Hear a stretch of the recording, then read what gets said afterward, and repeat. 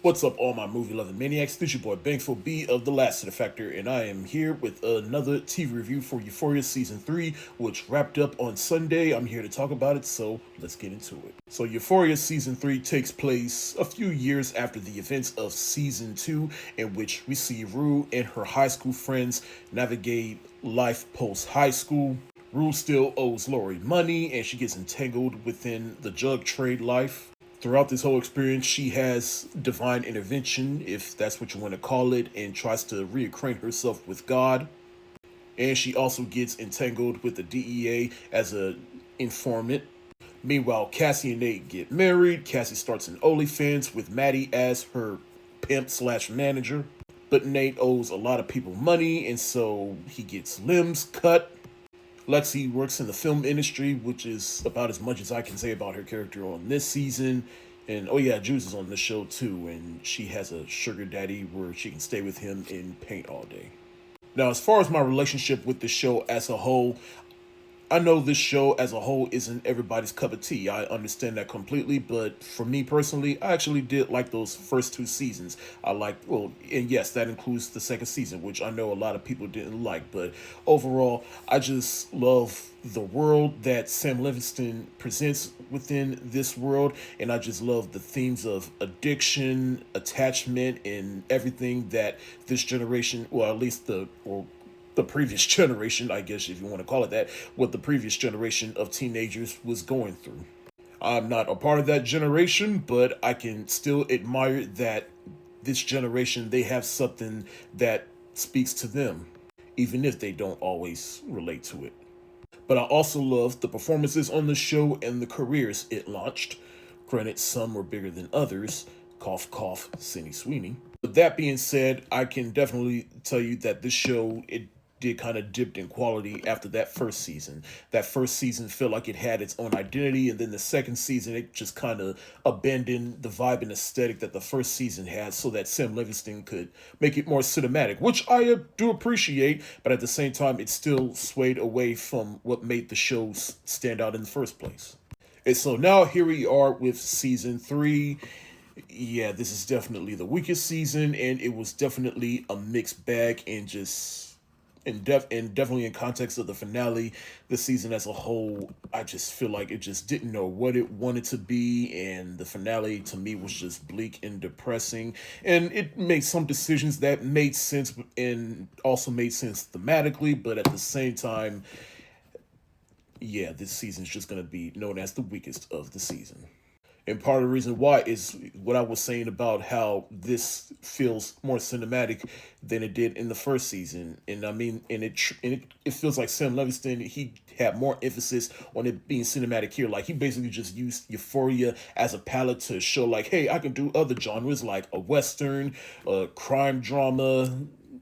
And it's cool that Sam Livingston gets to do that, but not on a show that already has an established vibe and aesthetic and just the way that the show works. Now, as for the characters, Zendaya, now I will say, for as polarizing as the show as a whole can be, Zendaya is never the weak part, and she definitely carries this whole show on her back through her acting, and definitely I'll say Rue Bennett to me is definitely one of her best performances right here, and I like that we get to see that all the way through concluded. And in this season is like her past comes back to haunt her, and she has depths to play, and she has an opportunity to get reacquainted with God. And I do like how basically throughout this whole show we see how like she tries to be her own person and tries to atone for her mistakes, but she needs to latch onto something to feel like she has a purpose, whether that be through jewels, drugs, or being a part of something. And then, spoiler alert, when she does overdose and dies, and we see her at the, well, basically in Ali's head, which I'll get into in a little bit, but it feels like this moment right here was what it was all leading to, is like she's finally on the other side and at peace. Sam Livingston, you know damn well what you were doing with Sydney Sweeney when you gave her this whole arc with OnlyFans. Shame on you. I love me some Alexa Demi, so it was definitely great to see her in a project because I don't think she's really done anything in a long time, and I hope after this show she gets more work because she definitely does deserve it. That being said, Maddie Perez's arc, I liked it in the beginning, and then halfway through, I just don't know how to feel about it. I mean, now I get why she's doing it, but at the same time, it's like, these are bad people, right? She starts working with Alamo, and she helps him, basically pimps his girls out, and then she ends up getting cornered. I just feel like Maddie, as confident as she is, she just got a little in over her head when she started working with Alamo. Poor Nate. Poor Nate. Poor Nate.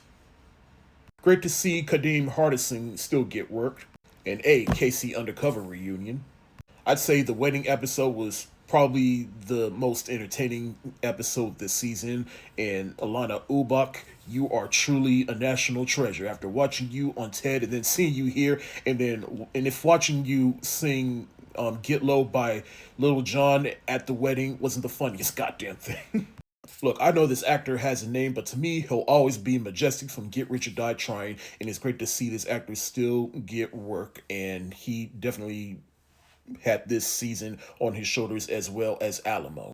And I even like the backstory they gave this character. It's like, he was rooting for his mother to be with a good guy that was helping them and giving them everything, and then they come back home and all their stuff was stolen, and then it turns out the person that stole all that man's stuff was another person that was working with his mother, and from that point on he learned never to trust another woman again, and that's where his arc comes from in the present. Before I get to the finale, rest in peace Angus Cloud, who played Fez.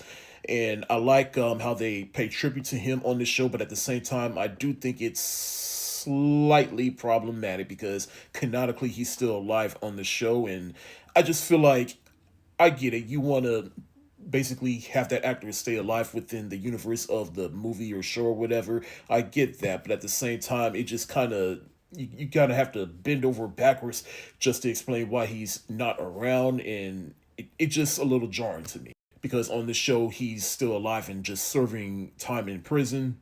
But truthfully, I feel like there really wouldn't have been no harm done in just saying that he's dead. On the show, that is.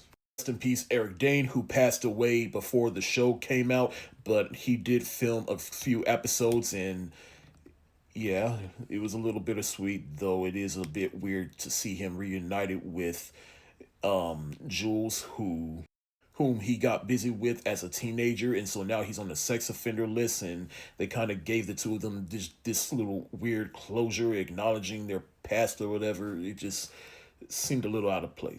But again, rest in peace, Eric Dane.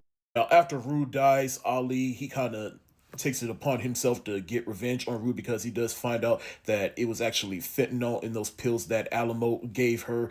And so I will say thematically I did like his art because they did show his backstory, in which after the people he helped dies, he just he tries to help as many as possible, and then he begins to lose his faith about the people he finds dead.